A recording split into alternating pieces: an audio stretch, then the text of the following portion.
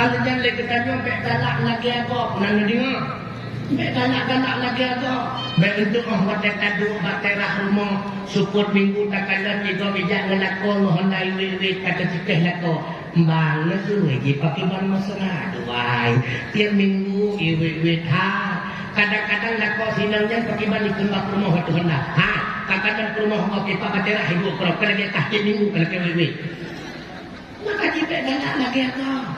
Karena yang tekanan lahirnya belum tentu asli.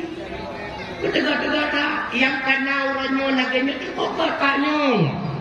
Lako yang kagubi kedua orangnya lakonya cukup mentah. Menjaga begak-begak sampai ke jumlah lain. Nang dengar.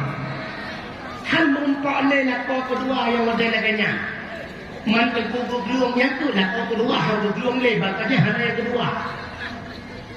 Mandum-mandum nahi gemah begitu bertanya oleh Allah Ta'ala. Nanti ngami. Makanya berdoa kepada Allah. Begitu pula bertanya yang muda-muda.